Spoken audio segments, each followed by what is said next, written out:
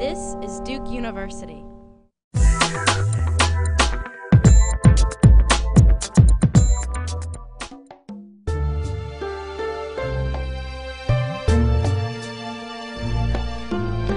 want to welcome you to the 2010 Kenan Distinguished Lecture. Delighted to have Catherine Burnett here from the Kenan Trust and to thank the Trust and the Kenan family for their support. And we also have the support this year from a new group of contributors, the Social Science Research Institute, the Department of Economics, and the Department of Sociology. And I'll explain to you in a moment why they're a new group of contributors, and we're pleased by that. Just two broad comments before turning the podium over to Sam Bowles. One of the pleasures of academic life is that you can read something when you're in college or maybe in graduate school, and it makes a dent on you, and then things happen and you wander this way and that, and all of a sudden you're again confronted by what you're reading, but it turns out to be the person. I remember reading Sam Bowles in college.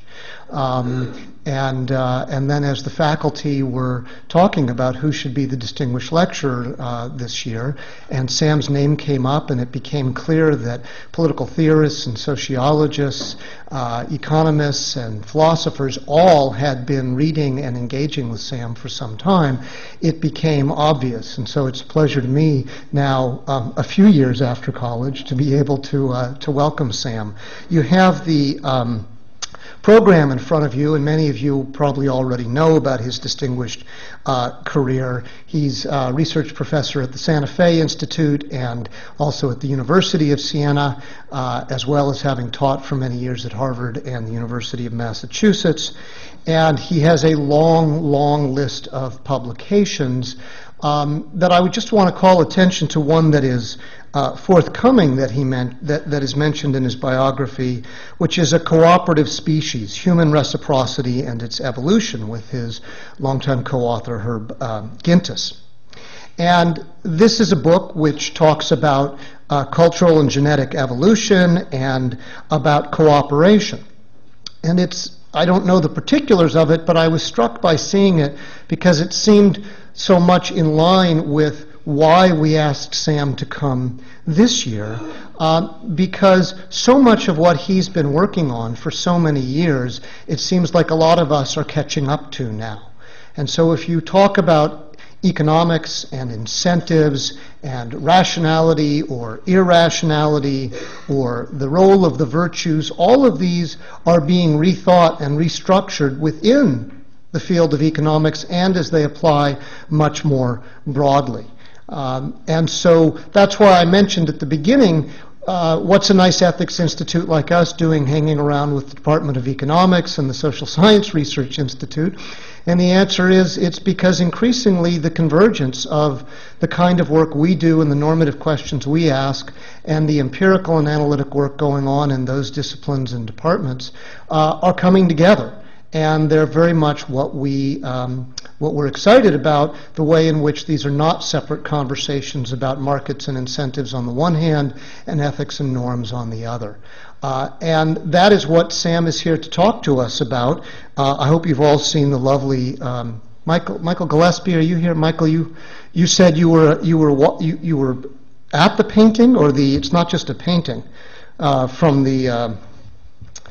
your invitation here, but the effects of good government, and I gather it covers 3 walls.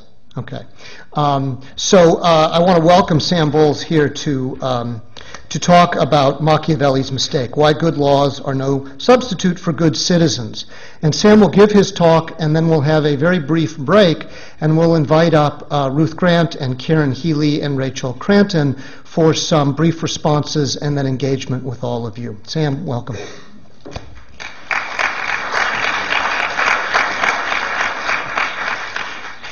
Thanks very much for that lovely introduction, and thank you all very much for coming and for your interest in my work. We didn't coordinate, by the way, on this. This is part of the fresco aspects of good government on the town hall in Siena, where I work. It was just, I think, a coincidence that the flyer is the same. It's particularly moving for me to be here because in this group there are not only former students, but a very dear friend, Denis Mickiewicz, here, with whom I did music in the Soviet Union in 1958 and 59. Denis is a fantastic composer and choral conductor, and we made a lot of wonderful music together, and we had a lot of fun. We did something a little unusual, and it's great to be here because I get to see Denis again, a friend starting from the late 50s, I guess. The people who founded the Constitution of Siena, as you can see, thought that it was obvious that government involved people of ethical motivations and commitments to justice. I'm going to talk about how that changed in the course of the development of Western political thought and why it may be problematic. But first, I want to introduce some of my friends and co-authors. Sandra Polanilla is a Colombian behavioral economist. She does experiments. She can't resist haranguing the people with whom she's experimenting, showing them that if they'd only cooperated a little more, they would have done better. These are street merchants and shopkeepers in Bogota. Seung-Ha Hwang is a mathematician, and he works on problems of the design of optimal incentives. We have a project which is, I can say very simply, we think there's been a lot of progress in the social sciences, in part because of advances in experimental methods in economics. And it was fun for a long time showing that the standard model was wrong. And that's what we did for roughly a decade and a half. I think that the time has now come to say, well, so what? How should we do social science differently? How should we think about public policy differently or political philosophy differently if the truths that are coming out of behavioral economics and the other cognitive sciences are correct? And this paper and the book, which is related to this presentation, are an attempt to do just that. The book is called Machiavelli's Mistake. I'll tell you why in just a minute, and that's a rough outline of it. When I'm having a hard time writing a book, I make covers of books. This is, by the way, another piece of the same fresco by Lorenzetti. But I want to really talk about a rather more prosaic book cover, the gift relationship. Titmuss, as you probably know, wrote a book in which he said that paying for blood degrades the supply of blood. This was a comparison of US and UK. And the idea was that explicit motives crowd out public-spirited motives. And as a result, these incentives explicit incentives are overused and should be used less in the design of public policy. Now, what's remarkable about this is that Robert Solow and Kenneth Arrow, Nobel Prize winners in economics, both wrote reviews of this book. Now, how many times does a rather not well-known sociologist get his book reviewed by two distinguished economists? Not often. They found the book intriguing because of its suggestion that maybe incentives might be counterproductive, but they were not convinced, in part because I said, where's the evidence? And in truth, there was little evidence at the time either that non-selfish motives were particularly important in economic life, and there was even less evidence that incentives might crowd them out. So I think probably most economists agreed with Arrow and Solow that while Titmuss had an interesting idea, he didn't believe there was really much of a case for it empirically. Things have changed quite a bit, and that's why I'll go back to an obvious place, namely Aristotle, to see where it is that Machiavelli and the economists might have gone wrong. Aristotle, of course, famously wrote, "Lawgivers make the citizen good by inculcating habits in them. And this is the aim of every lawgiver. If he does not succeed in doing this, his legislation is a failure. It is in this that a good constitution differs from a bad one." Not this is a characteristic of a good constitution. This is the characteristic of a good constitution. He saw a constitution as something like a school, something which was supposed to teach citizens to be good citizens. Now, we have a problem because this lawgiver, Aristotle's lawgiver, if he understood that incentives undermine civic virtue and other virtues, then he has a problem about, well, the incentives are valuable and they actually are effective in some cases, but if they have these deleterious effects on citizenship, what is the sophisticated lawgiver to do? Now, maybe he shouldn't worry, because long after Aristotle, a tradition came along which ended up with essentially let's not worry about the deleterious effects of incentives because we can handle any incentives that come along. Now, Machiavelli wrote that anyone who would like to order or organize a republic and to arrange the laws in them must assume that all men are wicked. Hunger and poverty make them industrious, and laws make them good. He didn't say laws make them actually be good. He meant laws make them act as if they were good. That was his point. And of course, this was not unique to Machiavelli. It was in the air. Marsilio, Padua, others, Hobbes, not so long after, Mandeville, Hume, Smith, Bentham, and so on. I'll give you some of those references, but it's obvious that this was a real departure in which the thing which would make the republic good was not the good citizens, but rather our capacity to order laws. Now, a brief parenthesis. I'm a tremendous admirer of Machiavelli. He did not believe that all men are evil. He said it in this passage, but he said, must suppose that all men are equal. Many passages in the discourses, and even in the Prince, make it quite clear that the things which in the English language we call Machiavellian are a construction of others and not of the great Florentine himself. Or that the end justifies the means and so on. So Machiavelli's mistake was none of those things. Machiavelli's mistake was thinking that you could, by arranging the laws properly, even for citizens of, as he put it, normal and natural humors, meaning ordinary old citizens, you could organize a republic on that basis, and you needn't care about about the possibility that you could actually raise up their ethical predispositions in the sense that Aristotle had meant. Now, when I started working on this problem 22 years ago, I called it Mandeville's mistake. Mandeville is a person very well known in economics. He wrote a book called The Fable of the Bees, and I'll give you some passages from it. Well, I'll tell you first the story. It's a fable about a hive of bees, and they're really nasty insects. But the hive is thriving, and it's a very prosperous thing. And at a certain point, they get religion, and they become virtuous, and the economy of the hive crashes, and they're all poor.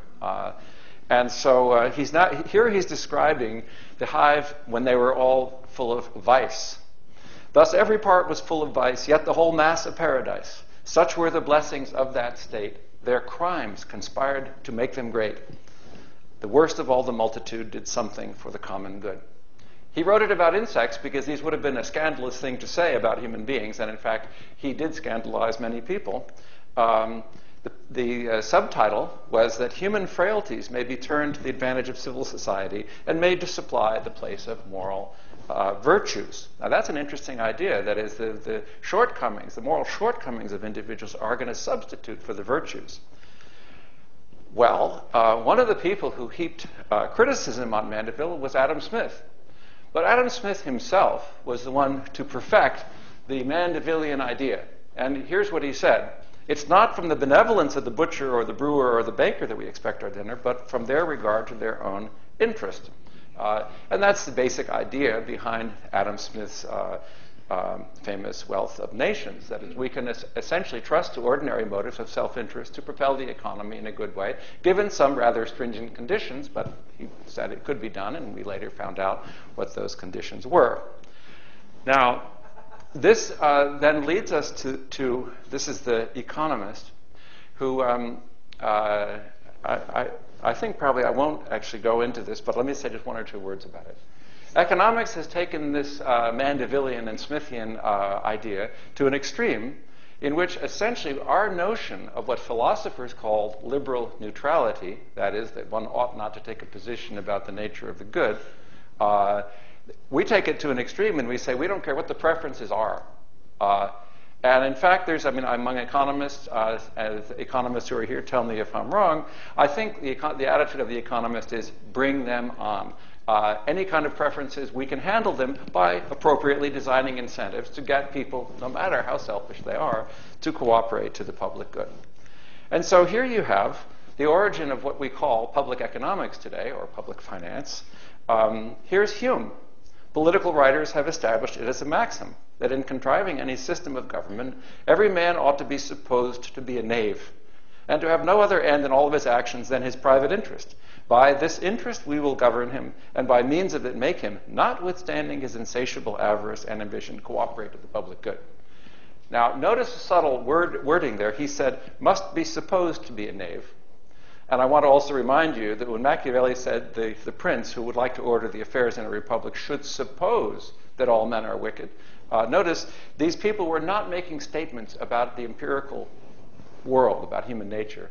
They're saying that as a matter of prudence, it's a good idea to assume that people are self-interested and to write a constitution in those terms.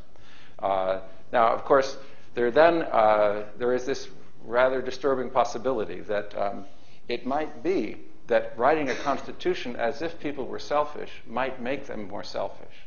And that's the line of reasoning that I want to develop, because I think there's a substantial amount of evidence for that. Bentham, his book on legislation was probably the first what we'd call textbook in public economics.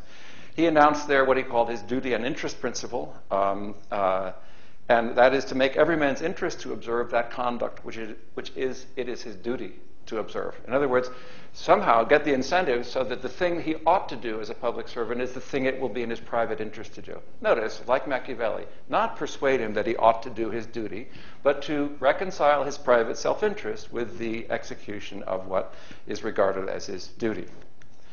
Now, I've stressed the fact that none of these writers thought that people empirically were uniformly selfish. They didn't. And there's lots of evidence for that. Hume pioneered the development of the evolution of norms. Smith's other famous book, Theory of Moral Sentiments, tells a lot about what he was thinking about. They did assume something very important, however, and I call it the small print because it's rarely noticed. And that is that the moral sentiments, Smith's term, and the material interest could be pursued independently, in the sense that if you design a public policy to appeal to the material interests of the citizens, favoring their contribution to some public good or fining them if they do something bad and so on, that will have no effect on their pre-existing predispositions to obey the law, contribute, and so on. In that sense, mathematically, we say that the moral sentiments and the material interest are separable, or they're additive. Separable is just a mathematical term, meaning that if you want to look at the effect of one, it's irrelevant what the level of the other one is. So these are, they're just additive. That's the way they saw this. Now, so the idea then is that if I design an incentive, the incentive will have the effect of altering the cost and benefits of your activity, whether it's speeding or paying your taxes or whatever it is, and that's it. The incentive won't have any other effects, like your desire to be an honest citizen or your desire to drive safely, independently of the incentive. This idea of separability is the unspoken assumption which underlies all of modern public policy design, at least insofar as it's influenced by economists. This is the field of mechanism design, implementation theory, welfare economics, and so on. This is how economists address the problem. Now, the bad news is that the separability assumption is false. And it's not just false a little bit. It's false a lot. Here's an example. In December 2001, the fire commissioner in Boston noticed that firemen were calling in sick on Fridays and Mondays more often than on Tuesdays, Wednesdays, and Thursdays. And he thought that was pretty despicable, so he said, up until that time, they could call in any number of sick days. It was just an honor system. And so he said, anybody calling in more than 15 sick days will have your pay docked. And the firemen were insulted, of course. They said so. And on Christmas, the number of people calling in sick increased an order of magnitude. So he didn't pay their Christmas bonuses. And then on New Year's, the number calling in sick also increased in order of magnitude. And in the year following, the number of people calling in sick doubled. And this was all the result of a monetary incentive that they shouldn't call in sick. And what the firemen said, I'm just reading journalistic accounts, is, listen, we used to go to work even if we weren't feeling well, even if we were injured, we'd go to work. And now the guy essentially is distrusting us. Or consider the study, oh, by the way, it's not students only. Israeli and Palestinian respondents in a survey were asked about some object of dispute between Palestinians and Israelis about, for example, something which they held sacred. Jerusalem was the main example. And they were asked, well, how they would feel if their leaders compromised on some claim on Jerusalem. And they were asked specific questions, like, for example, how likely would you be to either undertake violence or to condone violence? How angry would you be, and so on. And the same questions were asked, but it was different. It said, suppose your leaders made this compromise, but however, international organizations arranged a rather massive compensation to you to essentially reward you for making this concession. A tremendous increase in the number of people who would condone violence or who would be very angry, was in the quote, once the compensation was offered. So the compensation actually made it much worse that this compromise had taken place. There are lots of other examples. There's some legal literature which says that breach provisions in contracts encourage breaches, and there's some evidence for that. I published a paper in Science in 1908 in which a very large number of studies among a very large number of subjects suggested that in a lot of populations, incentives, economic incentives, drive out or crowd out other regarding preferences like altruism and generosity towards others, reciprocity, and so on. There were a few, that is, I think 43 of the experiments out of the 51 showed clear evidence of this crowding out, that is the negative impact, anti-synergistic impact of incentives on other regarding preferences, and a small number showed the opposite. Of course, we're interested in the opposite, because we're interested in finding cases where the incentives and the moral orientations of the citizens can be synergistic, and one activating the other. And by the way, I mean, there are examples of that, so there's not inevitable that incentives have these effects. Okay, separability. Here's a little picture of what we mean by separability failing. Here we have some incentive. That's a subsidy if you contribute to the public good. Here's an action that you may take, contributing to the public good. And here's some values that you have. That is, for example, you may value the benefits that your contribution might confer upon others. The arrows indicate causal relations. So the incentives obviously will have a positive effect on the action. The values are defined by me so that they have a positive effect. But the problem is the incentives may have a positive or a negative effect on the values. And,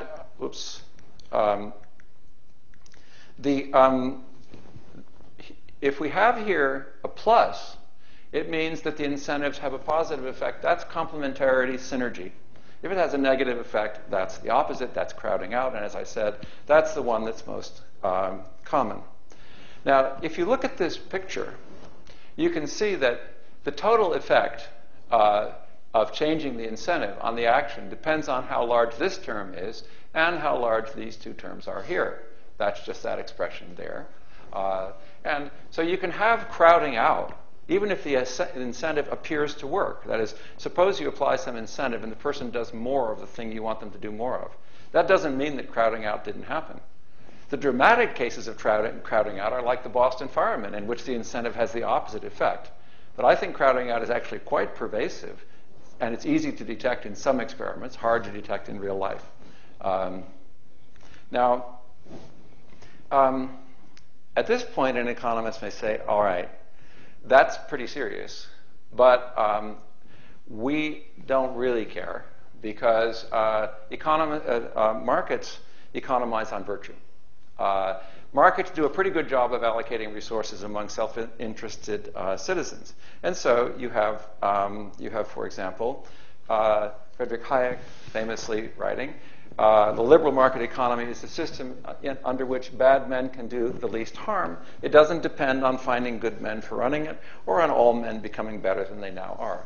I think this is a common position, and I mean, not just among economists. The idea is that this is a system designed to do okay with people who are self-interested. Or, this is a better example, James Buchanan, also a Nobel laureate. He's buying fruit in Blacksburg, Virginia. I don't know the fruit salesman personally. I have no particular interest in his well-being. He reciprocates this attitude. I don't know, and have no need to know, whether he's in the direst of poverty, extremely wealthy, or somewhere in between. Yet the two of us are able to transact exchanges efficiently because both parties agree on the property rights relevant to them. That's a very profound statement. But notice, what he's saying is, it doesn't matter that I don't care about this other person. We have a system in which not caring is okay. Now, I think the key here is here. Buchanan quite correctly says, this works as long as the property rights going on between us are perfectly clear. Now, you may, for other reasons, say, I wouldn't want a society in which we didn't care about each other, but Buchanan would be right if it were truly the case that everything we exchanged between us could be written down in a contract which was enforceable and covered everything that mattered. The problem is that's not true. Where information is not verifiable, that is, cannot be used to enforce a contract, then contracts are said to be incomplete. Examples of this are things like work, how hard you worked. You can't write that down in a contract. Credit, promise to repay is not enforceable if you don't have the money. Information, the information obviously is easily, establishing private property rights information is very difficult because the copying costs are zero in most cases.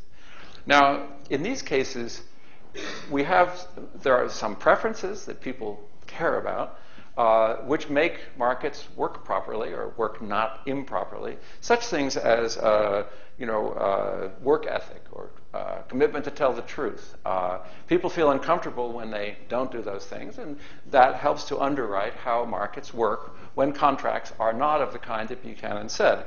So here's Kenneth Arrow. In the absence of trust, opportunities for mutually beneficial cooperation would have to be foregone. Norms of social behavior, including ethical and moral codes, may be reactions of society to compensate for market failures. Okay, so to summarize where we've gotten to. So far, we have this idea that the economy is structured in a certain way, contra Buchanan, in which lots of our exchanges really do depend on norms like truth-telling, work ethic, and so on, as Arrow points out. And we wouldn't be able to function in these markets without them. And that's, he's one of my heroes, so there he is. Now, all I've said so far is, I guess we can't escape from taking seriously this problem of non-separability, because none of the what me worry responses are really very convincing. So let's look into why non-separability occurs.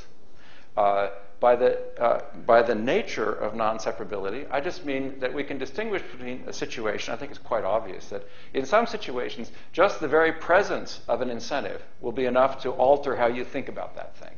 An epsilon incentive can spoil it if you're doing something for charitable reasons. In other cases, it may be that the level of the incentive matters. So I distinguish between categorical effects, or categorical non-separability, and marginal non-separability. Now, the causes of non-separability are also easily divided into two. In a lot of cases, preferences are state-dependent, or psychologists would say situation-dependent. That is, there is some cue, which tells you, well, in this situation you should act that way, in this situation you should act some other way, and the key thing is that the presence of an incentive, or the level of the incentive, is part of those cues. So if you have an incentive, that cues you to say, oh, this is like a shopping trip, as opposed to, no, this is like relations with my family. So that's the cueing aspect of it.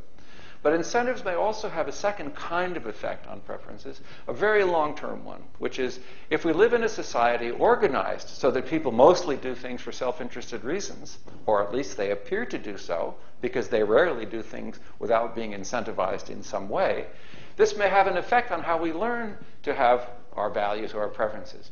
For one thing, it may make it quite difficult to know that there really are people in my neighborhood or people who I know in my workplace who are very generous and public-spirited. But I might not discover that because in a market economy, there may be very few opportunities for displaying those moral attributes because you're always being incentivized to do the things that you do.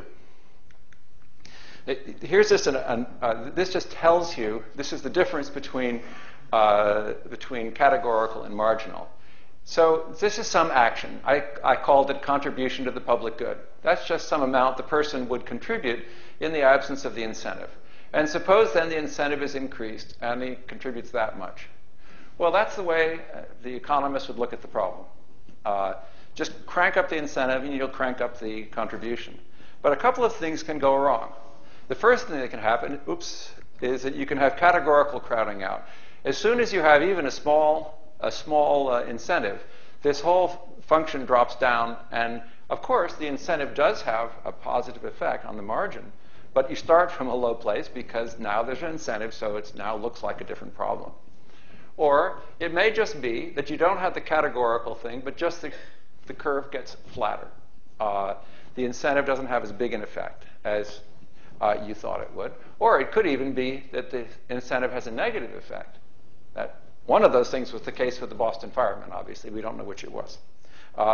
So there are now a large group of experiments which allow us to extract points in this graph. And we can actually determine whether or not we're having this flattening of the curve or the coming down of the curve.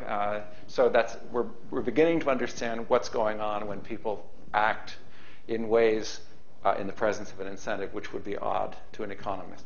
But I want to give you some examples. This first one comes from Juan Camilo Cardenas, who's another Colombian experimental economist. He works in rural areas in Colombia. If you know a little bit about Colombian recent history, you know he's a very brave man. And he works with people who are over-exploiting some natural resource, like a fishery or a forest. This example is about forests. He plays what's called the public goods game. It has to do with environmental preservation, and it just has to do with how much people take out of the forest. The forest is an example in this experiment. And the first stage, if you just look at the top thing here, in the vertical axis, these are periods in the game, the first, second to eighth period. And this is, the vertical dimension is, how far did these experimental people, who actually are over-exploiting a forest, but in the game, which replicated that, how far did they deviate from what they would have done if they had been entirely selfish? So the higher up in that top graph you are, the more unselfish they are, the more civic-minded they are. Now, if they had been completely unselfish, they would have done 6. They would have deviated by 6. And if they'd been completely selfish, they would have been there. So they're about halfway in between. The different colors simply have to do with something that's going to happen over here. So don't worry about that. So they were kind of so-so. Now, what Cardenas and his co-authors did is, after the 8th round, they said, OK, we're going to change the rules here. And after now, we're going to fine you if you don't contribute, if you take too much out of the forest. That will monitor you. So with some probability, you're going to get caught, and you have to pay a fine. And we're going to tell you that the amount you should be taking out of the forest would mean that you deviate 6 from the selfish thing. And so that's called regulation. And the alternative method, which is called communication, is they just let them talk with each other. Prior to that, it had been no communication. So here's what happened. Look at the top right. Now notice the descending black line is what happened to those who were regulated. They hit it right on the nose, first period. That's the socially optimal thing to do. So they were deviating. I mean, they were deviating a lot from what was selfish, and then they declined. So that here they're just basically acting selfish. The ones who communicated did a little better than they did before, but not markedly so. But I want you to focus on this line here. Remember, over here, all of these people were deviating from the selfish behavior. Once the incentive was introduced, they end up not deviating at all. Now, of course, those of you who are thinking economically can say, oh, well, that's okay. If you crank up the incentive enough, then their selfish behavior will be to take out the right amount. Yes, that's quite true. I agree with that. But notice what it did is it destroyed or compromised or somehow attenuated their pre-existing desire to protect the forest. Now here's another example. This is called a trust game. In a trust game, there are two individuals, and the experimenter gives me, say, $100, and then I can, and instructs me to award part of that, anywhere between 0 and the whole thing, to this other party. So suppose I get 100, and suppose I give 50 to Ed. Then the experimentalist doubles it, and then Ed can give some back to me, any amount, 0, the whole thing, whatever. He has 100 then, right? Okay, so think like an economist now. I know that Ed is selfish. So I know that whatever I give him, he's going to keep it, so I won't send him any. And moreover, if I did send him any, he wouldn't send it back. So obviously, the equilibrium of that game is I send nothing, and of course, he doesn't send anything back because he doesn't have anything. That's not the way the game is played, ever. People give a lot, they allocate a lot to the other guy, and the other guy allocates a lot back. I'm sure you're curious. Do they usually allocate enough back to make it worth it? It's kind of marginal. I mean, basically, they would have done as well to keep it. But that's not what people want to do. People want to actually give to the other person. Now, what's going on here is, look at the gray bars. If I gave Ed 2 to 4 here, then he would have sent back this much. If I gave him more, he would have sent back more. And so what we're seeing in the graph, in the gray bars, is reciprocity. The more I gave to him, the more he'll give back. Then they said, okay, we have a new game, and I now can say, okay, I'm going to give you this $50, but if you don't send me back at least 50, I'm going to fine you. So then, obviously, we give him extra incentives to send stuff back. That's the black bar. You see, the black bar, he sends back less, despite the fact that the incentive has been imposed. Here and there. So that's more evidence that the incentive has essentially destroyed reciprocity or attenuated it. And if you think that explanation has some merit, then listen on, because here's a beautiful case. The incentive was available. So we know that I could have imposed the incentive. Everybody knows that. And I say, here's $50. I could have imposed the incentive. I'm not going to do it. That's the white bars. Now we're getting somewhere, right? The white bars show a tremendous amount of reciprocity. And why is that? It's because my refusal to use the incentive tells him what kind of person I am. That's one possibility. Or tells him what kind of person I think he is. We don't know which it is. But it's clear that not using the incentive was a signal, just like using it was a signal.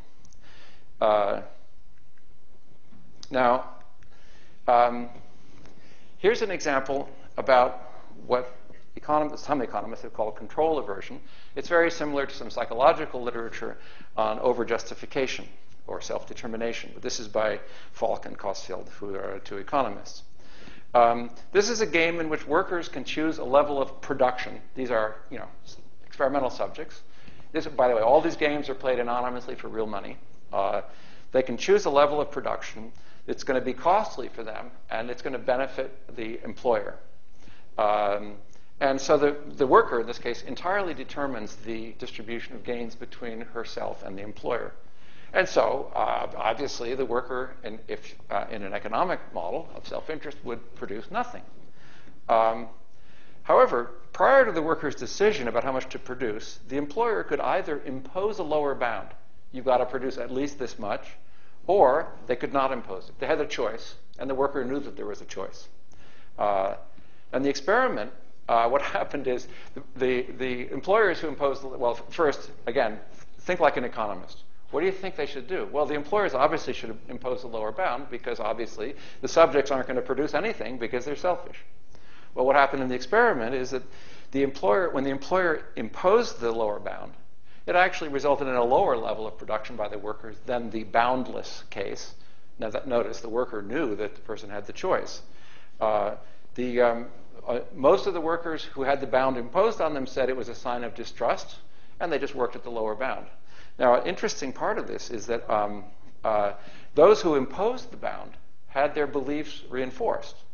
If you imposed the bound, then people worked at the bound. So you said, yes, good thing I imposed the bound. They would have done 0 otherwise. But we know from the experiment that that wasn't the case. The people who didn't impose the bound, they did really well in the experiment because people worked much harder than much more than the bound.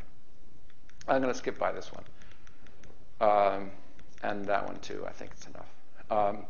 Now, what do we think the mechanisms are that are accounting for crowding out?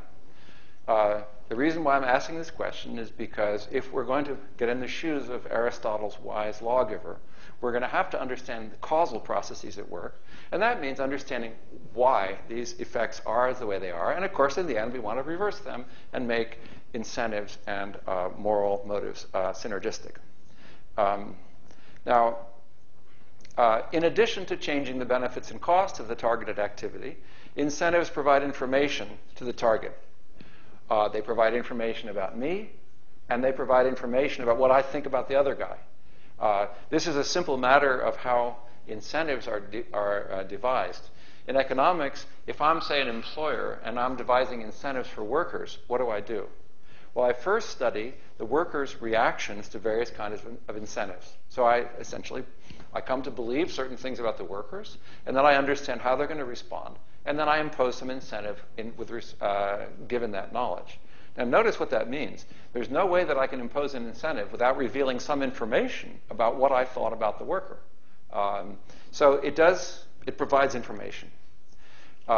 It provides cues for appropriate behavior. This is like framing. Notice that's quite different. That's a quite different mechanism. Further, it may compromise the individual's sense of self-determination or autonomy. And finally, it may alter the conditions under which we learn our preferences. Now, the first 3 would be examples of what I call the situation-dependent effects of preferences, and the last one would be a very long-term cultural impact. Now, suppose you knew all of this, and suppose you knew in which proportions they were. Well, here's what you know right now. This is a paper that Sandra Polenia and I have done. This is from these 51 experiments that we'll be adding some. This is kind of a faux Venn diagram. I invite all of you to try to do a Venn diagram with 4 sets. I mean, you may laugh that somebody who does mathematical economics didn't understand that it couldn't be done. But there are these programs that do fake ones. So, for example, this big ellipse here is all the experiments that we have, fraction of all the ones, that is, this gives the fraction of all the experiments that we have, in which it looks obvious that there's some learning. For example, suppose you have an experiment that has 3 periods, and you have incentives in one or the other of the first 2 periods, and then the effects of the incentives persist after the incentives have gone away. Well, then you have the impression that people have learned something. It may be, they provided information, that's that set. These are the self-determination ones, and this big one here is framing. Or that's what we think. It's very hard to really tell. Now, that little thing says validity.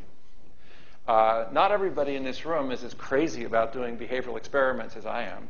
And probably some of you, like me, wonder if they're predictive of how people behave in the real world. I think I will not click on that little action button and go there, but I'd be very happy to in response to questions and so on. I think until maybe 5 years ago, we didn't have a lot of evidence about whether what goes on in the lab is really what goes on the street.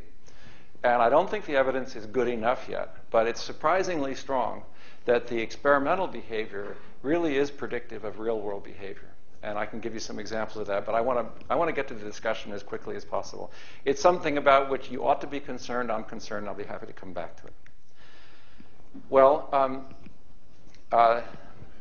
we notice that the incentives which result in less being produced are often used.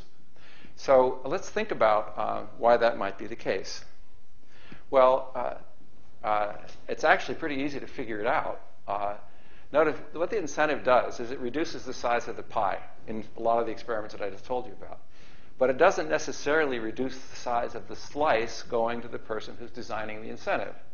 And that's why you could have the proliferation of these proliferation of these incentives that are surplus reducing, despite the fact that, I mean, how does somebody benefit from that? Well, it's obvious that if you can redistribute the pie with the incentive, then that'll work.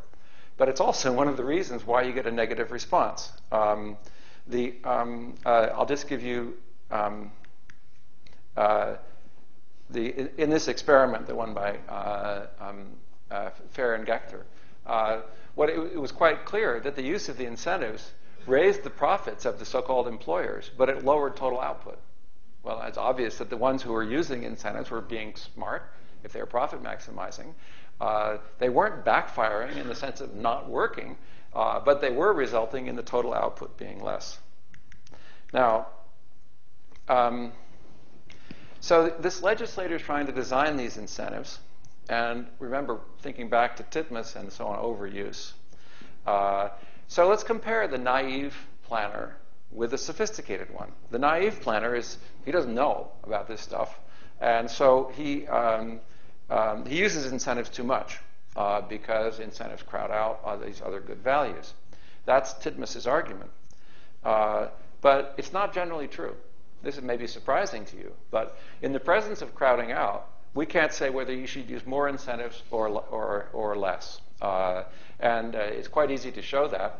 I won't give you the math, but I'll give you an example which will convince you. Suppose you're a doctor and you're prescribing some medicine to a patient and you find out it's less effective than you thought it was. Well, then do you use more of it or less? Well, obviously, the answer is we don't know. Maybe you switch to a different drug, or maybe you take the person off the drug entirely, or maybe you up the amount. So Titmuss's logic was just flawed. I mean, you didn't have to do a fancy model to figure out that sometimes if the thing isn't working as well as you thought, you should use more of it rather than less. And now, so we come to the question of how to design these incentives. This is the designer of incentives. That's the incentive, and that's the recalcitrant citizen. This is Harvard Business School's visual representation of my idea. I don't publish often in the Harvard Business Review, but I did get a good graphic from it. So this is an email from Tom Schelling when I wrote the paper in Science that I mentioned. He says, I worked in Washington in the White House in the Executive Office of the President in November 50 until September 53. Those were exciting and stimulating times. People worked long hours and felt compensated by the sense of accomplishment and, I believe, a sense of personal importance. Regularly, a Friday meeting would go on until 8 or 9, when the chairman would suggest resuming Saturday morning. Nobody demurred. We all knew it was important. We all knew we were important. Sometime in 52, I believe it was, President Truman issued an order that anyone who worked on a Saturday was to receive overtime pay. What happened to Saturday meetings virtually disappeared. So there are cases in which, obviously, that wasn't, who knows what Truman was trying to achieve, but he didn't achieve that result. Here's another example. This is a tax collector in a small city in India, in which there were a number of tax deadbeats. And so he hired drummers to go and beat drums outside their houses. That is, he didn't hire lawyers. And he basically sent the drummers. He had hired 10 drummers, and they had a bunch of addresses, and they went and beat drums outside the house. And the tax collectors went with them to get the money. And it worked really well. Here's a picture of a charivari. Those of you who studied early modern European history know what a charivari is. It's a protest of people at the home of the perpetrator, always, ordinarily by women, very often with music, sometimes musical instruments, sometimes just pots and pans, drawing attention to the moral transgression that the person had engaged in, and obviously providing incentives of a non-monetary kind, that is mobilizing shame. So this is an example of an intervention by a state, which instead of turning off your shame, it turns it on. It makes you apparently want to shape up. Now, what can we learn about the patterns in the experiments? I think there are a few things. Here's an illuminating contrast. You may have heard of this case. It's a very nice experiment.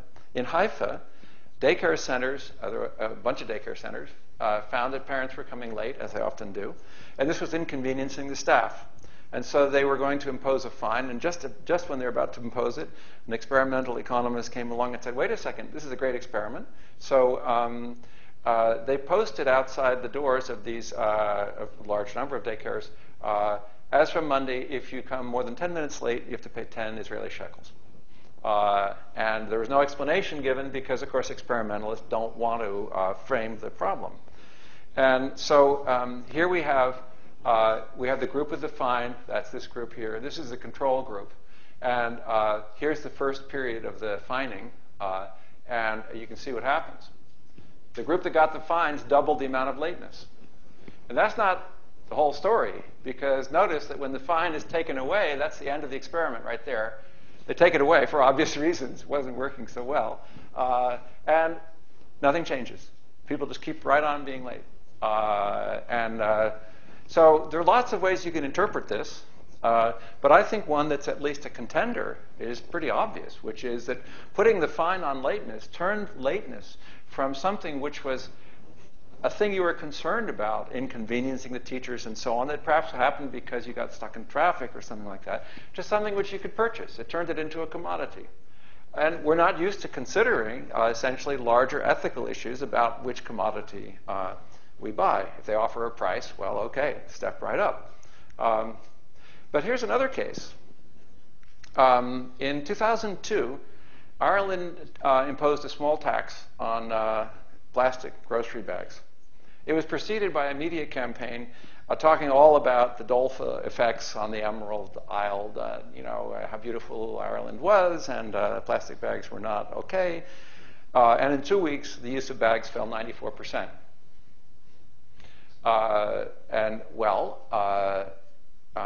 Is that surprising? Maybe not, except for the Haifa case is exactly the same as the Ireland case.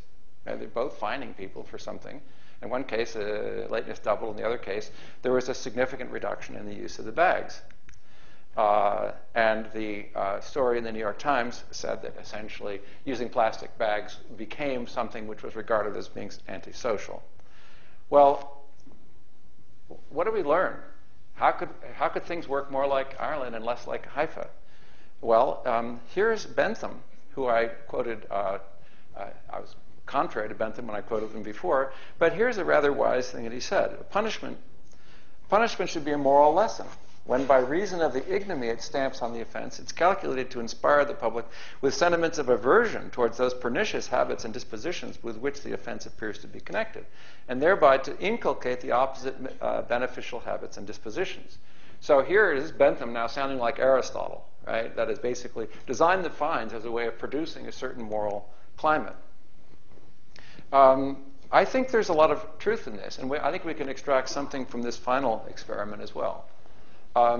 This is a public goods game. You're contributing to something. You can contribute 20, and then over these periods, these are different rounds in the game, and you contribute 6 on the average, and then it declines because people get angry that the other people aren't contributing enough. I think that's the most obvious explanation.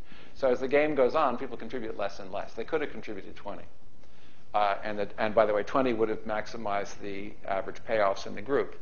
But this is just a prisoner's dilemma game, and they're all figuring out that defection is the dominant strategy.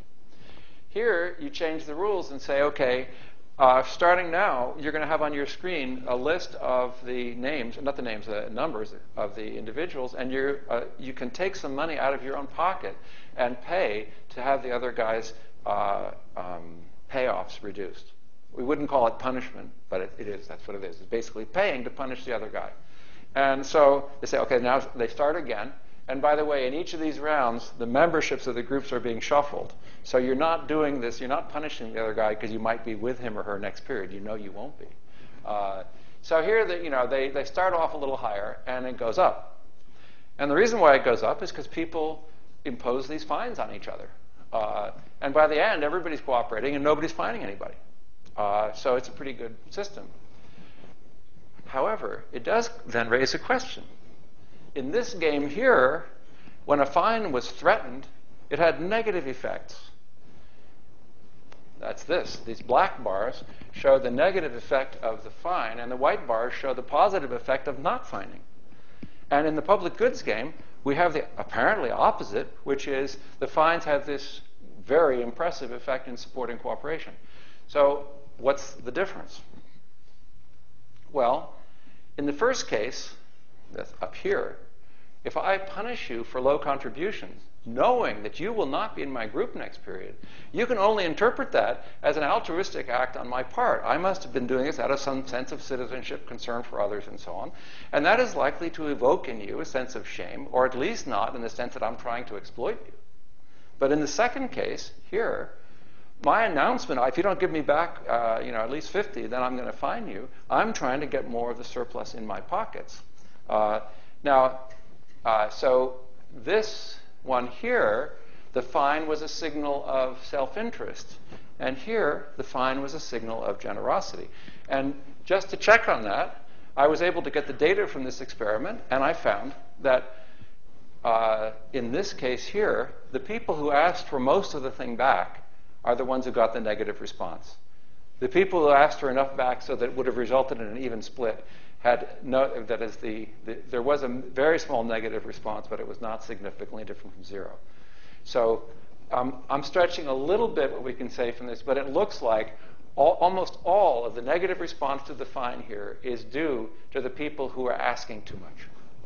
And so for which then the fine was a sign of greed. Okay, so what's the problem that the wise legislator has got to take into account? This will not be news to any sociologist or psychologist here, but in economics, this is a really late-breaking news.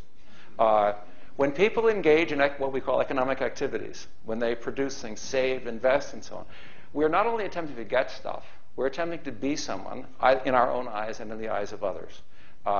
And those two, I call the first an acquisitive motive, and I call the second a constitutive motive.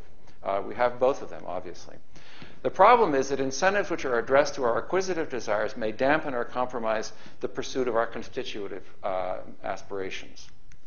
And that is the reason, if I'm right, why we have these negative responses, or at least that's among the reasons why we have these negative responses.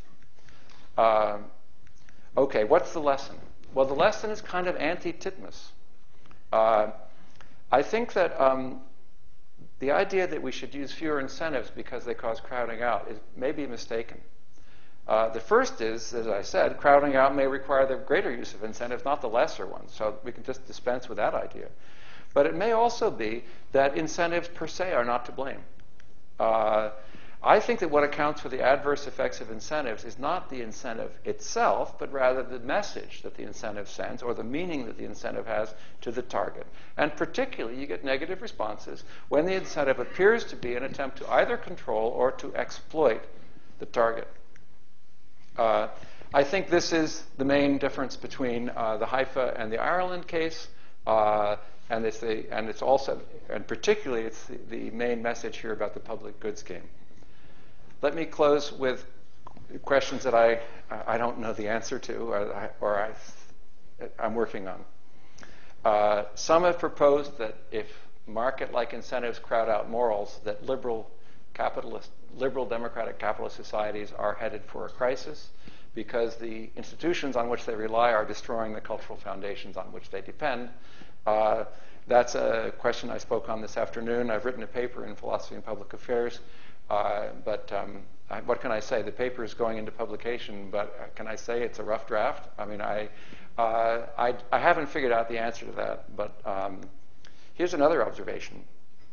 Liberal societies, fortunately, limit the kinds of punishment that can be inflicted. For example, you can't whip people for being lazy, you can't put people in jail for not paying their debts, and so on.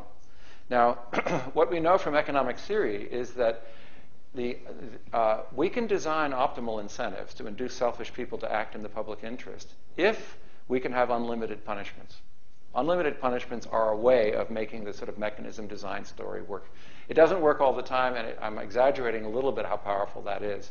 But if you can just impose infinitely large punishments on the downside, it opens up a large space of what are called incentive-compatible mechanisms, that is, mechanisms which will implement efficient outcomes with selfish preferences.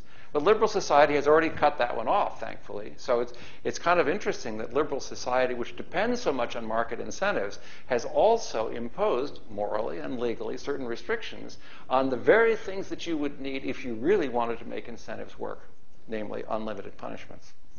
I think on this basis, one can argue, again, this is a big speculation. What I call the liberal trinity is a commitment to three things. Neutrality with respect to preferences in that extreme bring them on sense that I mentioned. We don't care what they are, we can handle them. Non-coercion, participation in all activities should be voluntary. And the outcome should be efficient in some sense. And I'll take a very modest sense, this so-called Pareto optimality sense from economics. I think I can show that those three things are incompatible. That is, you can only do two. That is, if you really are neutral with respect to preferences, then I'll give you a set of agents who are not particularly self-interested. They'll just lie when it's in their interest to do so. They'll misrepresent what their preferences are. And you cannot handle that. You cannot then, if you have those people, you cannot get an efficient outcome without coercion. So in other words, this is a bedrock of liberal idea that you have non-coercion, neutrality, and efficiency. And I think it's basically, it's false. I think that's what we learned from mechanism design over the last 30 years. The last thing is incentives per se are not the problem. That is if I may end with something which I hope there will be some controversy. There's nothing wrong with incentives that respect for fairness and freedom wouldn't fix. Now you may think this is what an economist would say, right? Because, gosh, if we can't use incentives, I guess I'm out of work. But I really think that the targeting incentives may be the problem. I think we should target social relations which are unfair or unnecessarily constraining. I'm going to skip over this because I have lots of people to thank, including the Kenan Institute for inviting me here, and many, many people. Obviously, works like this require a lot of people, and I work with a lot of people. That's the University of Siena, where I work. That's the Santa Fe Institute, where I work. And this is some of the stuff which I talked about is in my, believe it or not, my microeconomic theory book, but it's all coming out, I hope, sometime next year. Thank you very much.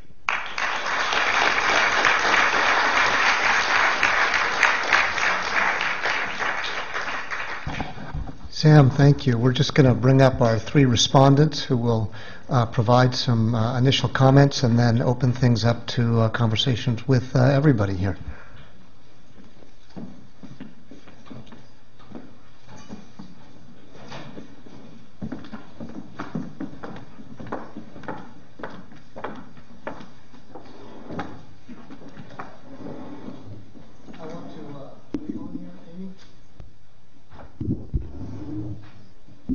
Are you guys on? Yes, we're on. I want to thank Karen Healy for organizing this conversation. We have a political theorist, a sociologist, and an economist, appropriately. That's right. Who are all going to comment. We're going to start with Ruth Grant, professor of political science and philosophy and a senior fellow at the Kenan Institute for Ethics. Ruth? I'd like to begin by thanking everyone for coming, and particularly Professor Bowles, whose work I think is fascinating, important, and convincing. I am not going to take Machiavelli's side in this conversation. I'm just going to try to highlight a few implications of his argument, particularly for what I see as the political virtues. But first, I want to highlight the general importance of two of Professor Bowles' observations. The first is that incentives affect character and not just behavior. That seems to me to be something that we forget far too often when we evaluate incentives. For example, if you think about something like a pay-for-grades program, we think the program succeeds if students get better grades after it's been instituted, without asking, are they also induced to cheat further than they otherwise would have been, or what other kinds of effects does this incentive program have on character, instead of just judging an incentive program by whether it achieves certain behavioral outcomes. Once we consider character, there are always trade-offs involved, more complicated issues to consider. The second is that incentives send messages and have social meanings, which I think is extremely important. One of the examples Professor Bowles uses in his book is the tax on tobacco that doesn't just change the price of cigarettes, it sends a message of social disapproval for smoking. Or if a high school were to give a bonus to students for community service, that might send the message that the school thinks community service is important, but it might also send the unintended message that they think it's not worth your effort unless you're compensated for it in some way. So in order to understand how incentives work, I think Professor Bowles is quite right that we need to focus on the social meaning and the context of incentives. It makes the subject extremely complex, but also very interesting. So secondly, I want to say some things about politics, extending this analysis beyond the economic domain. Professor Bowles argues that virtues are needed for the functioning of the market and for economic efficiency, and suggests that the sophisticated legislator knows this and will care about virtue for the sake of economic efficiency. But it seems to me that we need to care about virtue more broadly and also about incentives, especially because incentives have become preferred tool of public policy in very many domains. So if we look just at politics, the question is, what are the virtues of a good citizen, and how are incentives related to those particular virtues? So let me sketch the problem briefly. Professor Bowles points out that one of the reasons that incentives often fail is that they're experienced as insulting. They conflict with people's desire for autonomy, for self-determination, and to be respected as participating members of a community. These are the very desires associated with democratic virtues, virtues of active citizenship, like the willingness to take initiative or a sense of responsibility. If we care about democratic virtues, we really have to wonder whether even a sophisticated legislator can help us. A sophisticated legislator is an expert who stands outside of the system and designs incentives to direct people's behavior. Motivating people with incentives implies that they are passive and malleable, more subjects than citizens. I question whether this tension between incentives and autonomy can be resolved with better, smarter incentives. Instead, I think Bowles' own analysis suggests going beyond incentives and putting additional tools in the sophisticated legislator's toolbox. One example that he used was the Colombian public goods game, where one treatment was regulation and the other was communication. And maybe that would be an example, communication, although it went by pretty quickly. Policymakers need to find alternative approaches, alternatives based on a broader view of human motivation. Incentives are not the only kind of motivation, even though we often speak as if they were. People use the new verb, incentivize, as if it were synonymous with to motivate. But there are other kinds of motivation.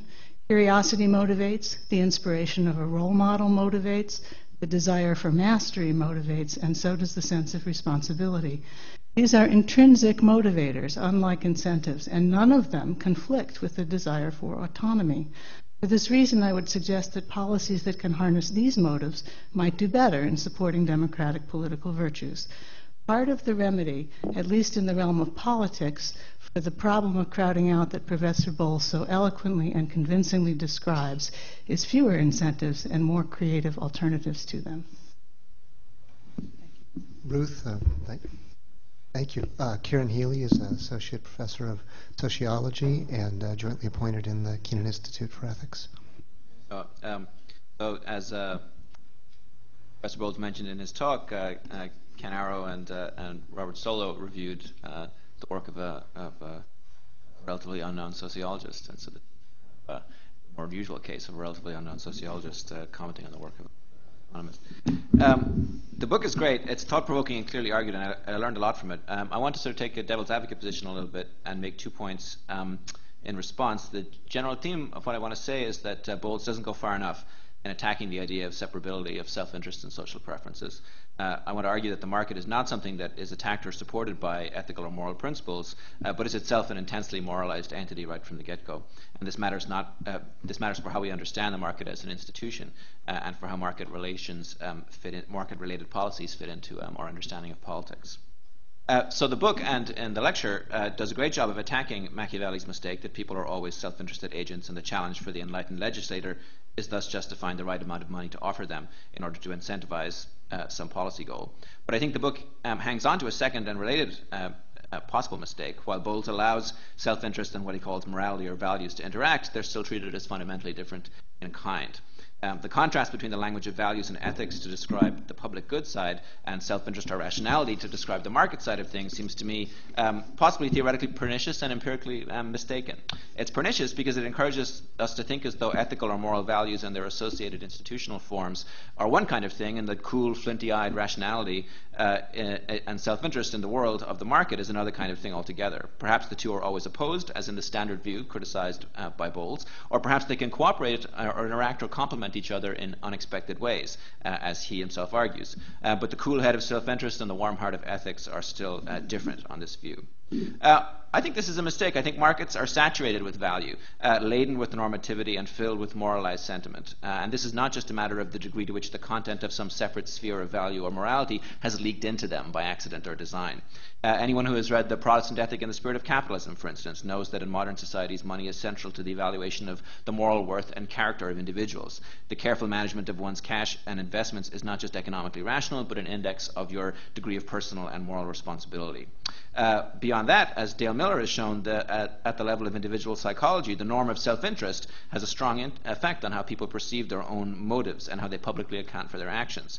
Doing something for the money is more culturally plausible and normatively expected than doing it out of the goodness of your heart. So much so that experimental subjects will explain their actually helpful or altruistic actions in terms of what was in it for them. Now, there's a good deal of this in the book, but I think there could be a lot more. Beyond individual psychology, categories of monetary payment in the market are systems of moral classification as well as purely financial rewards. Different kinds of payments, piece rates, wages, salaries, stock options, and so on, do not simply represent monetary incentives. They also incorporate specific status signals, cultural representations, and codes of moral worth. They help answer questions like, what sort of exchange is this? What sort of relationship do we have? And indeed, what sort of person am I in this relationship? And they help signal to others what the transfer of payment is about, whether, for example, it's legitimate and worthwhile, or a bribe, or the fulfillment of some obligation, or the discharge of some low-status service that can just be handed over for cash. This moralizing aspect of payment systems can be clearly seen in research on the evolution of welfare provision, for instance. Cultural categories of worth regarding the deserving versus the undeserving poor, for instance, are institutionalized in systems of benefits and entitlement and provide the basic set of social meanings and cultural tropes that are available to actors that seek to reform or reorganize existing arrangements. At a more macro level, economic and social policy making is also saturated with moral statements and sentiments. Moral concepts such as transparency or corruption are routinely used to monitor corporations, international institutions, and even countries, turned into complex techniques of categorization and comparison. Common sense or technically elaborated notions of a fair price, a fair wage, fair competition, and most recently fair trade are predicated on moral views about what things are really worth. So rejecting the divide between market and morality as artificial is more than just a terminological point. I think it changes how we view self-interest, but also it changes how we think about ethical or other regarding action as well. It cuts both ways. The systems of reciprocity and gift exchange that organizationally realize terms like ethics or values or other regarding preferences or morality or goodwill are often treated as unproblematically praiseworthy. Machiavelli's mistake does its part here by using the term social preferences interchangeably with terms like other regarding preferences, virtue, altruism, and morality in general. But real gift giving can be quite ruthless. The institutionalization of the obligation to give freely and generously comes with the follow-up obligation to repay what you owe, to reciprocate a gift later with something that not only balances out what you've received, but adds something extra to renew the obligation. This system can be a very effective means of keeping people in relationships of obligation to one another, or even exploiting them, all carried out by means of gifts. The holidays are just around the corner. How many of you feel some anxiety even now at the prospect of weighing what you owe and to whom, how best to meet those obligations, how to avoid getting caught regifting that awful set of crystal goblets that you received last year?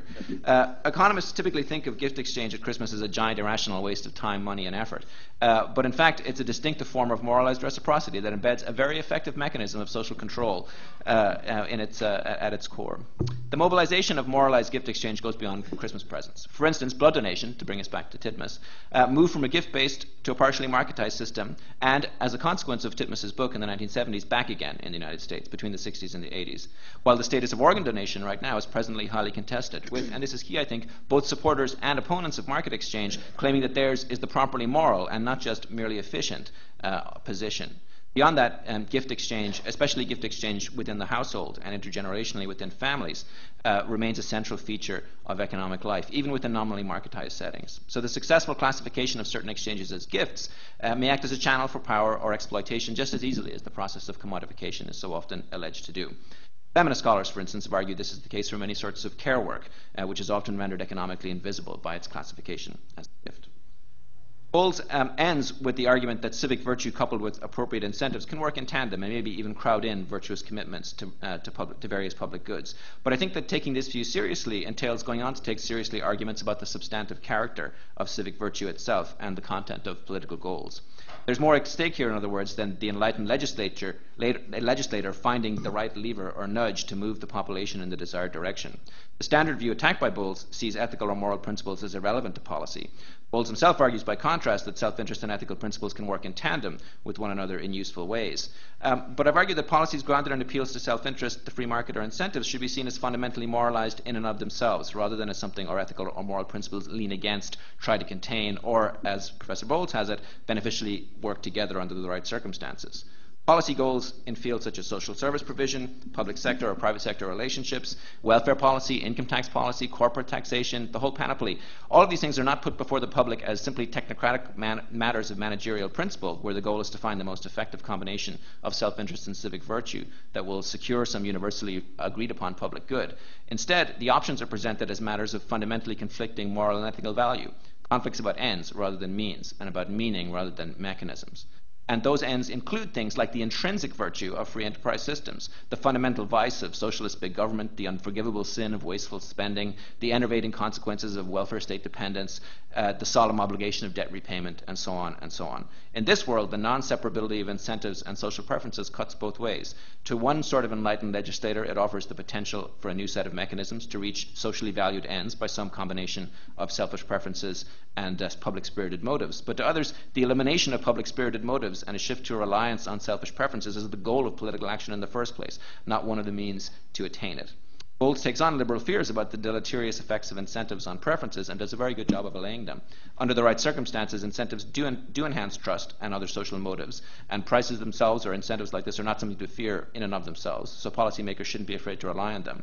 But it seems to me that these worries are outweighed and outgunned by a machinery of policymaking and evaluation that embeds strong, moralized assumptions about self-interest, not just by way of analytical convenience, but also as a matter of practical moral principle. Branches of economics, political science, law, and other social sciences are devoted to elaborating this ideal and training experts who carry it out into the world. And so the means of policy and the ends of politics are much harder to separate than Machiavelli's mistake suggests. Karen, thanks. Rachel Cranton, Professor of Economics. Okay. Well, first of all, I'm very pleased to be here, and I want to thank Sam for coming. It's a fantastic book. When it comes out, I encourage everyone to buy it and read it. It has, at least the manuscript, was a stunning discussion of the interplay between economic incentives and social preferences. And as was demonstrated by the talk, there's this fantastic way of going back and forth between philosophy and empirics and experiments that is just breathtaking. And so it's really fun to read. And the basic argument is quite convincing that economic incentives, as they may be embodied in law and regulation, are not only insufficient to induce people to behave in socially desirable ways, but they may even be detrimental to social goals. What I wanted to do in my comments is discuss four things. First, just give a sense of where economics as a discipline is today, and then talk about three main points in the book, and there were also, some of them were in the talk, that represent challenges for people studying law, norms, economics, and social preferences. Those three are this point about the separability assumption, that's the first one. The second, that preferences are endogenous. And the third is welfare analysis. What do those first two imply for welfare analysis as economists tend to practice it? Let me begin with the first point, which is where is economics today? And I'm happy to say that economics has finally caught up with Sam Bowles. So Sam has been arguing for endogenous preferences for decades. He's been pushing for the study of social preferences and social structures. And what is heartening and very clear in Sam's book is that economics today is taking those topics seriously. So much of the empirical work and much of the experimental work, which you've seen represented, is performed by top researchers in the field and is published in top mainstream economics journals. Now, this is not to say there aren't holdouts, and it's also not to say that there are true believers, such as myself, or researchers in the area who still want to critique and push this agenda to make the argument stronger. But in large part, Sam is now speaking to a converted group of scholars. And so my comments are directed at thinking about where to go next. Because there still are challenges, and I think there's challenges that Sam has that are very clear in the points he has in his book. Okay, the first one is about this non-separability of economic incentives and social preferences. So there's ample evidence provided in the book and in classical philosophical arguments that economic incentives interact with social preferences. So the key word here is interact. We saw examples that economic incentives can crowd out social preferences, so that's the classic Titmus finding. We also saw that economic incentives can crowd in social preferences, so that's the Irish plastic bag example. So while this evidence is clear that we see crowding out and we see crowding in, do we really know what's going on behind them? Do we understand? Do we know for sure, or is there a way that we can understand why this is happening? Are these crowding out and crowding in coming from changes in social meaning? Right, so that donating blood becomes less honorable and plastic bags become socially taboo. Or is there some hidden information that is revealed as a result of instituting the policy? And this isn't exactly the information Sam was referring to in his talk. It's a different kind of information. It's actually maybe instituting a price for blood is telling people what blood is really worth. And people say, oh, that's all it's worth? I shouldn't bother donating blood. So it could be that hidden information is being revealed by these policies. And so I think we need a systematic way of engaging alternative hypotheses. And one is certainly experimental work, but another is to engage less traditional empirical methods, including a wide range of surveys and hands-on anthropological and historical research on specific examples where we do see these crowding out and this crowding in. The second point is about endogenous preferences. So Sam convinces us not only do economic incentives interact with social preferences, but the preferences are endogenous, meaning the policies can change people's preferences themselves. Now here, Sam touches the third rail of economic analysis. Preferences, what individuals like and don't like, what individuals may find valuable or worthless, is classically presumed to be exactly that, individual, and also idiosyncratic and fixed. That means fixed for an individual over time, across space, and across social situations. But we all know that preferences do change. And indeed, many economic actors can find it profitable to change people's preferences. So advertisers, of course, do that all the time. They try and tell us that this is what we really want, this is what you really should value. And certainly policymakers and politicians, and there's, the list goes on, actually actively do try and change people's preferences. So while many economists now recognize that, of course, preferences must be endogenous, there is still little work that engages this notion seriously. Now why? Well, perhaps because it's so difficult to do with our particularistic methodological standards, so what we as economists are supposed to be doing. We're supposed to get analytical solutions to mathematical models, and we have to, absolutely must, identify cause and effect in any empirical exercise. But rather than just be paralyzed by this, perhaps again a way forward is to widen our toolkit. We should be engaging historical research, anthropological research to understand the dynamics of how preference is changing. And we should be embracing computational methods and uncovering basic empirical relationships to understand the dynamics of institutions and preferences. So the third point is welfare analysis. So endogenous preferences provides the ultimate challenge to what economists call welfare analysis. So what is welfare analysis? A typical welfare analysis exercise would study a policy, such as charging for plastic bags, and see how much this policy, say, hurts consumers in terms of the inconvenience of not using a plastic bag and having to bring a cloth bag from home, and perhaps in money for the fine that they pay, and compare that to the economic gains, such as less landfill and less environmental degradation. But this welfare analysis is done taking preferences as fixed. If the preferences are fixed, the cost-benefit analysis is clear. But what should we do when preferences change? Which preferences should we privilege?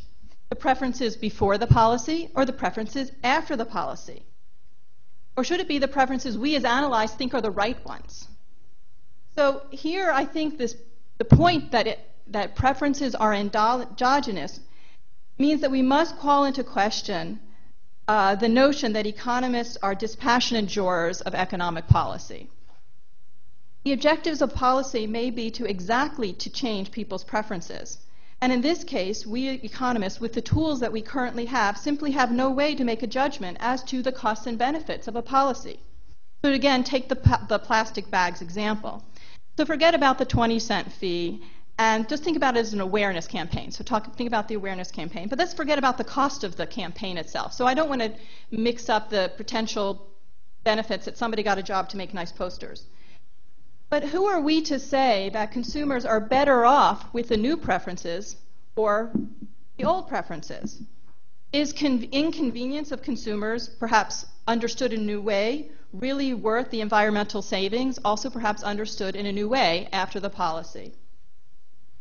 So once we introduce the notion that preferences are endogenous, we no longer can use our standard techniques of welfare analysis. What we really, in the end, are doing then is making a judgment over preferences. So ultimately, what we're having is a discussion about ethics. So welfare is necessarily not just economic costs and benefits. It's about ethical and moral judgments. And so here is a great gulf which perhaps this forum and others in the future could strive to fill.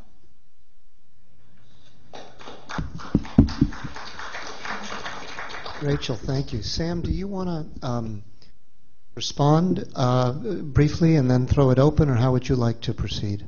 I'd like to respond briefly. Yeah. I mean, isn't this fantastic? You can come to a university and get 3 people who are working on very closely related stuff from completely different viewpoints. When I started to think about coming here, of course, I know the work of these commentators, and I thought, wow, I wonder if I could get them to comment on my book, because there are not many universities you could go to and have an all-star array like that. Well, let me just say a couple of things. I appreciate very much your comments. You were way overly generous about the book, I'm sure, but thank you anyway. Ruth, let me start with the question of why incentives compromise autonomy. I think we disagree. I'm going to stand up so I can see you. I think we disagree about whether incentives necessarily compromise autonomy. What you said is there are a lot of other motivations that clearly don't, like the elation at doing a good job and a lot of intrinsic motives. I agree that those don't compromise autonomy. But I don't see why an incentive structure itself is a compromise for autonomy anymore. I mean, this is a way an economist would think about a set of prices. Set of prices is just the payoff to doing various activities. Now, suppose you're Robinson Crusoe and you're on your island. Well, you've got a set of payoffs to doing various activities. If you fish for 3 hours, you catch this, and you do that, you get that. A set of prices in a market economy is no different from the benefits and costs of Robinson Crusoe's activities if they're not imposed upon you by somebody with the objective of ripping you off or controlling your behavior and so on. Now, by the way, you may wonder why Robinson Crusoe figures so prominently in economics textbooks in the 19th century, and it's because it was exactly this analogy. Now, I've spent my entire professional life criticizing that view, but I do think there are many circumstances in which prices, which mean incentives, are perfectly innocent of the kind of compromise of autonomy. And that in order to study when they compromise autonomy and when they don't, we have to think specifically, about the examples that you give. By the way, Ruth she modestly didn't mention her book on, I'll call it the politics and ethics of incentives, something like that, right? Which is a fantastic piece of work on a very closely related issue. But I think studying exactly when incentives have this compromising effect would be very useful. I don't see, for this reason, I don't see any particular reason to do with less incentives. But I do see it's very important to think about the cases in which incentives and other values and other reasons for doing stuff can be synergistic. And part of this is that I see incentives per se as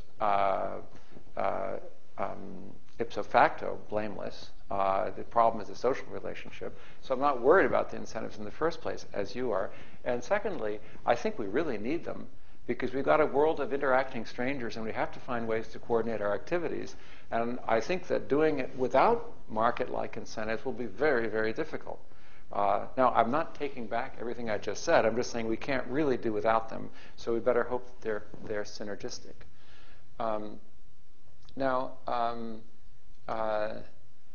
I thought a lot about what you said, Karen, and I don't. And I was trying to figure out. I agree with you. I mean, so then I thought, well, where do we differ? And I realized when I was speaking, I was not talking about markets as they exist, which are, as you say, value-laden. I mean, entirely so our interactions and so on. I'm talking about a particular view of markets that's very popular in economics and in political philosophy. And has been for a long time. You know that in economics, the market is regarded as a kind of like a morality-free zone. It's a little bit like a foreign embassy. You know, you have extraterritoriality, and you can go there, and you don't have to obey the local laws. Economists see it that way. But listen to the philosopher David Gautier. This is his book of '86. Morality has no application to market interactions under conditions of perfect competition. So Gautier is defining the market as a sort of area in which we ought not to be making moral judgments, or at least we don't have to. In fact, he says it's redundant and it's incoherent to make those moral judgments for market interactions. The reason is that they're voluntary. That's the idea. Now, I think it's fundamentally wrong, and Ruth does too, but I think that probably a lot of people here, but what I'm criticizing is that view of markets as this morality-free zone. And I think what you're saying is that not only am I criticizing it, but then when I come to talk about what ought to be done, I kind of adopt it in some way, or it's somehow insinuated back into the way I think. That's possible. But I think that I think I'm quite right that there is that view. It's fundamentally wrong. It's very influential, and it's worth criticizing. Rachel's comments were very interesting about the state of economics, and she modestly didn't say that one of the reasons why economics has progressed is her recent book, which is called Identity Economics, which is a fantastic book co-authored with George Akerlof. It is really, it's one of the reasons why economics has changed, not the book, it just came out, but the work they've done over the past decade. So if economics has changed, well, there's one of the reasons right there. I think that I'm embarrassed by how little I know about whether it's framing or learning or just plain information. I guess the only thing I can say is that not a single one of the experiments that I've used in this presentation, of the 51 that I mentioned, not a single one was designed to study that question. All of those experiments were set up basically to try to show that the Homo economicus was wrong. And that's what everybody was doing. And it was low-hanging fruit, and we all were having a good time criticizing the standard model in economics. We all got a lot of things published, and it was great. But we weren't trying to figure out why the people were doing what they were doing. We were trying to show that what they were doing was inconsistent with the model. We weren't building an alternative model. And it's high time that we did that. That's why I said in my first slide, we got to deal with the so what. What Rachel said is that so what has to be very carefully answered because there's some things in the so what that might be not at all a crowding out story, not the situational part and not the endogenous preferences part. It could be just the information, which is, it's still important to know that. Now, the question about endogenous preferences is very, very deep. And just to give you, so those of you who are not in economics, probably the most cited paper in economics, most cited paper about preferences in any field, is probably by the Becker and Stigler paper, De Gustibus Non Est Disputandum, in which they say about preferences the following. One doesn't argue about tastes, right? One does not argue about tastes for the same reason that one does not argue about the Rocky Mountains. Both are there, will be there next year, and are the same for all men. I mean, that is still the view that's taught in a lot of economics courses. But fortunately, or maybe I'm being a little bit dismal, Rachel's very optimistic. That view is essentially out the door. And of course, we're all cheering wildly and we're very happy. But now we have some real dilemmas because that model, the Becker-Stigler model, was extremely easy to work with. It was great on the blackboard. And I don't say that to disparage it because when I do practical, for example, policy work and so on, I work with the simplest of models because I can't understand anything more complicated than that. And if you have a lot of different preferences and people interacting in complicated ways, the models become very difficult, and honestly, we just don't understand them. That's why we have to use things like agent-based models and simulations and so on. And I entirely agree, and I find it so refreshing to hear an economist saying this. We've got to sort of break out of this notion that economics has a particular methodology to answer the questions which are now on the table. Yes, we do have a particular methodology. It's very powerful and wonderful, and I'm glad I know how to do it. But of course, one now realizes that we have to understand neuroscience and sociology, and we have to relate these things to other questions in the other social and behavioral sciences. I think we're going to do that. I think economics programs are going to change, or they're going to be irrelevant. I mean, they're going to have to deal with this. But the really intriguing and I say maybe difficult thing that's raised is this question about if we really go back to Aristotle, can we still be liberals? Are we really going to say the legislator is trying to inculcate good habits in the citizen, but which are the good habits? And don't we have aren't we concerned about the possibilities? I mean, after all, having spent a lot of time in the last century confronted with roughly commissars of culture and so on. Dennis and I, for example, when we were singing in the Soviet Union, they didn't like very much that we were there, and occasionally the police tried to stop us from singing. We got some feeling for what it's like to live in a country in which people have a very clear idea of the kinds of culture that ought to be encouraged. So one shrinks from taking on this notion of the legislator as being a teacher as well as a lawgiver. I don't think we have any alternative. I think there are two things to say about that. We're doing it now. If I'm right that incentives shape the evolution of culture and shape the evolution of meanings, then anytime the government imposes a tax or a subsidy or anything of the kind, it's engaging in a process of teaching the public about the things that it's incentivizing. So it's not that we are going to do something which we're not doing. The real thing I think is important about what Rachel said is that we should put it on the table and talk about it. We are influencing the culture by these incentives. Let's talk about it. Now, the second problem is, okay, we talk about it. That sounds kind of namby-pamby. What are we going to say when we talk about it? And, well, I would say this. You know, the position in economics is that one ought not to have preferences over people's preferences. And that's a sort of, as they say, an extreme version of what's called liberal neutrality in philosophy. I don't think that's possible. By the way, I don't think any of us could live if we didn't have that. Imagine being a parent and not having preferences over preferences. Or imagine something which would be easy for most people in this room. Imagine being a teacher and not saying that some preferences are better than others, and I'm trying to inculcate some and not others. Do we feel like we're the commissar of culture when we do that? I don't.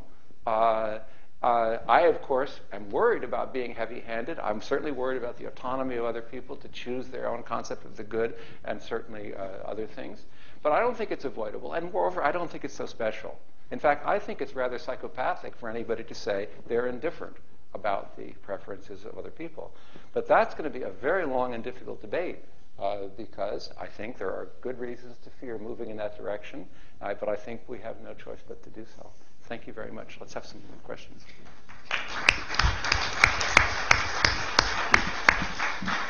The floor is open, and I guess, Amy, you have the microphones so questions can be heard and recorded.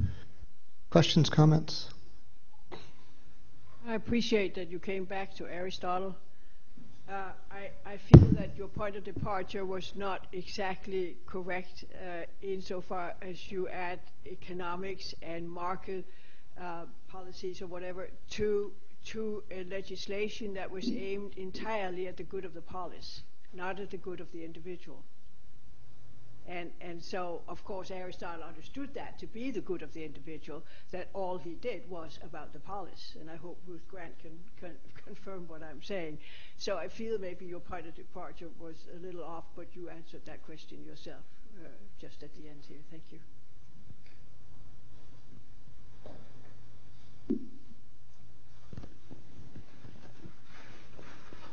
No. Michael. Yes, the picture, Lorenzetti's picture that is on the cover of your book is a picture of good and it's from the frescoes of good and bad government, and it isn't as if built into those frescoes isn't a whole notion of motivation. You know, the good government resembles a heavenly kingdom. The tyrant who rules over the city of bad government has devil's horns. Certainly to remind people of salvation and damnation that stood behind the doctrine of virtue that they defended. The modern, Machiavelli's answer to that is in part laws, but it also is in part to distinguish between different kinds of motivations. He doesn't tell the prince that you ought to do things because they satisfy your passions. He tells the prince you ought to have a passion for glory that is more important than anything else. And I think that, this comes back to Karen's point. When I used to give lots of blood, and I always noticed that people seemed to feel very noble there, and people, when they were, as they were eating their cookies, they would talk about what a good deed they had just done.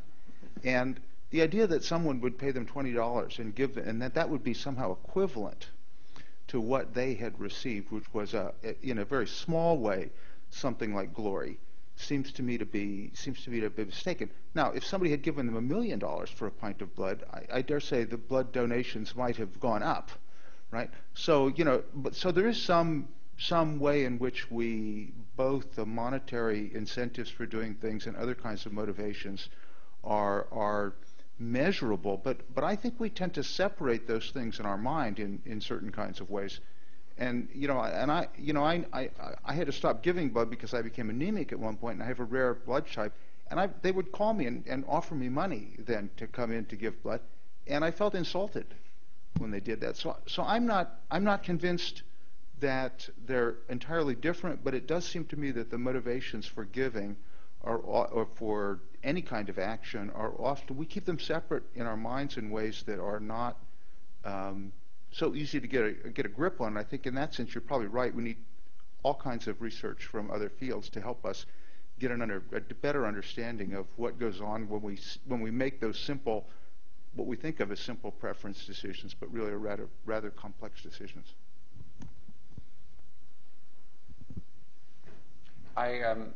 You probably have in front of you the announcement of this talk, and it's got a quite big passage, part of the Lorenzetti fresco in it. And it's quite true what you said about the bad government. It has, the guy's got horns, and he's got devils jumping out of his mouth, and so on. However, good government is entirely secular. I think there's a real discrepancy between the bad government, which has all this religious imagery, but Lorenzetti was an entirely secular kind of early Republican, when it was a small r, theorist about the good society. And that's why I juxtapose him with the Siena Constitution and so on. And I think it is the first example of the statement of a good society in a secular way. Look throughout that painting. You won't find a single halo. You won't find a single Madonna. I mean, it's hard to look around that big a space in Italy and not see a Madonna, but there you will not see one.